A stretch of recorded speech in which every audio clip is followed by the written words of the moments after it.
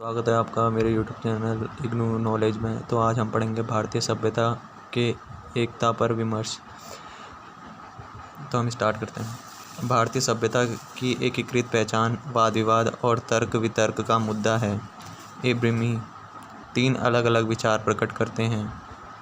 एक तरफ वो हैं जिन्होंने भारत सभ्यता के एकीकरण को अस्वीकारा है। दूसरे विचार इसके विपरीत हैं, जो भारत को सभी धर्मों को आत्मसात करने वाला और एकीकृत वस्तुओं के रूप में देखते हैं। तीसरा दृष्टिकोण के विचार का संकलन है। इस दृष्टिकोण के अनुसार भारत एक मिश्रित संस्कृति का देश है, एकता में अनेकता को प्रदर्शित करता है।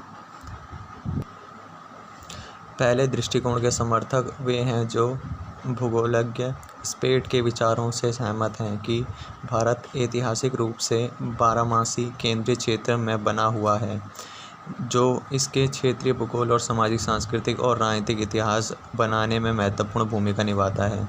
बारहमासी केंद्रीय क्षेत्र उच्च जनसंख्या घनत्व और क्रियाकलापों का क्षेत्र है और मात्र एक दूसरे से अलग ही नहीं है, बल्कि उन क्षेत्रों से भी है जो कि अपेक्षाकृत अलग होते हैं। इस दृष्टिकोण के अनुसार भारतीय सभ्यता क्षेत्रीय भूगोल की विभिन्नता को गवाह करती है। इसमें की गवाह करती है लिखा गलत है, जो बदले में इसके सामाजिक और सांस्कृतिक प्रचलन और राजनीतिक विकास को स्तर में बदलाव का वर्णन करता है। यह दृष्टिकोण क्षेत्रीयता की अवधारणा पर प्रकाश डालता है। हॉब्सन, जॉनसन और स्ट्रेची के अनुसार क्षेत्रीयता एक बल है जो संपूर्ण भारतीय सभ्यता, जिसकी औपनिवेशिक शासन से उत्पत्ति हुई है, को चुनौती देता रहता है। ये काम सब भारत की एकता को, जो औपनिवेशिक विलय मतलब मिल जाना, द्वारा कृत्रिम रूप से बनाई गई, इसके रूप में देखते हैं। इन सब के अनुसार भारत अनेक क्षेत्र का देश है और इसलिए यहाँ रहे लोगों को भारतीय के रूप में देखना गलत होगा। ऐसी औपनिवेशिक संकल्पना के विपरीत हम देखते हैं कि अनेक भारतीय राष्ट्रवादी नेताओं द्वारा भौगोलिक, राजनीतिक, सामाजिक और धार्मिक एकता के रूप में भारत को एक सभ्यता की विरासत माना गया है। राष्ट्रीय कांग्रेस के 1885 के सम्मेलन ऐसे दावे का प्रमाण देते हैं। दूसरे दृष्टिकोण का समर्थक मानते हैं कि केंद्रीय क्षेत्र के ऐतिहासिक भूगोल को लगातार वरीयता देने के बाद भी वहाँ भारतीय सभ्यता की वास्तविकता निहित है। वे उपनिवेशवाद के बल का क्षेत्रीयता पर जोर देने को भारतीय इतिहास की गलत ढंग से व्याख्या करते हैं। तीसरा दृष्टिकोण, जो भारतीय सभ्यता को अनेकता में एकता के रूप में प्रदर्शित करने को इतिहास में सबसे बड़ा दृष्टिकोण पाते हैं। यह विचार विंसेंट स्मिथ की ऑक्सफोर्ड हिस्ट्री ऑफ इंडिया 1919 में प्रकाशित हुई थी। इसको संसार की दूसरी संस्कृतियों से भारतीय सभ्यता की विलक्षणता और विशिष्टता को समझने के लिए सबसे उपयुक्त उक्ति समझते हैं, जबकि एब्रमी भारतीय सभ्यता के ऐतिहासिक वर्णन अनेकता में एकता के दृष्टिकोण को निरस्त करते हैं। दूसरे विचार को पुष्टि करते हुए एब्रमी भारत की एकता को ब्राह्मणवादी विचारधारा और परंपरा को श्रेय देते हैं, जो कि हिंदुओं की व्यापक शक्ति है और इसकी जनसंख्या का बहुमत बनाती है।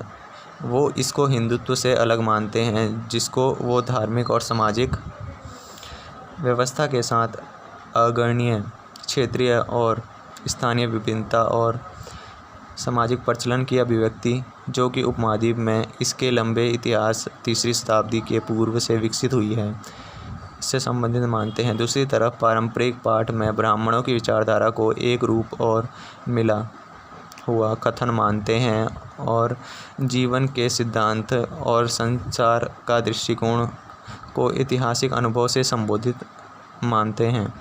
यह अधिकांश भारत जनसंख्या के जीवन को मतलब प्रदान करता है, इसलिए इसे भारतीय एकता का महत्वपूर्ण पहलू माना जाता है। क्रम और देह धारण की विचारधारा धर्म का अवधारणा ब्राह्मण और रीति से संबंधित क्रम विन्यास पर आधारित व्यवस्था ब्राह्मणवादी विचारधारा के महत्वपूर्ण मुद्दे हैं। साम्राज्य संबंधी संस्थान अनेक क्षेत्रों को केंद्रीय प्रशासन के अधीन लाया है।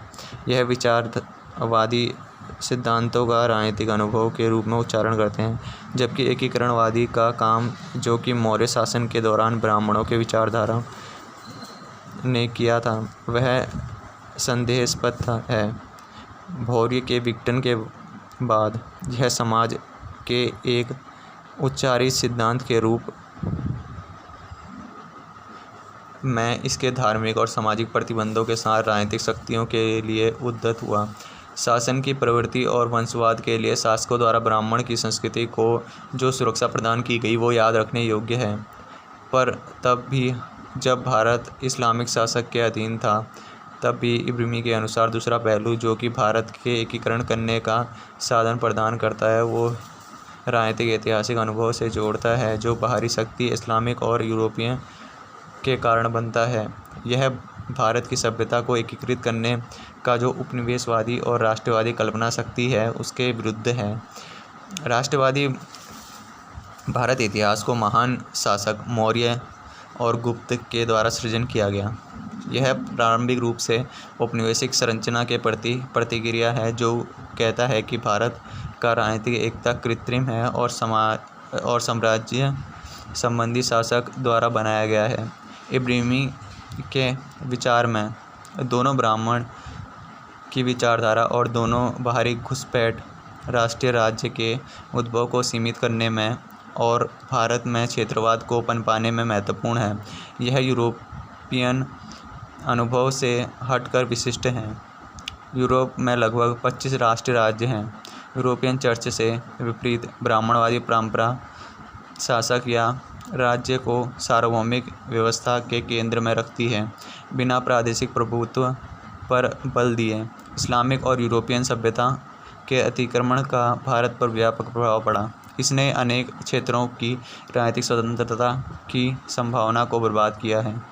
इब्राहिमी के अनुसार क्षेत्रवाद भारत के एकीकरण में प्रतिबल नहीं है, जैसा कि अनेक लेखों में आता है यह, जबकि उसके अनेक भारत को एक अनेकता में एकता जैसे दिखाने पर लागू नहीं होता है। भारत के एकीकरण का श्रेय दो बाहर आक्रमण को और व्यापक ब्राह्मणवादी विचारधारा को दिया जाता है। ऐतिहासिक अतीत में भारत को जिसने राजनीतिक एकीकरण से रोका, उसको क्षेत्रवाद के रूप में नहीं देखा जाना चाहिए, लेकिन राज्य के संस्थानों की आंतरिक राजनीतिक प्रतिस्पर्धा को समझना चाहिए।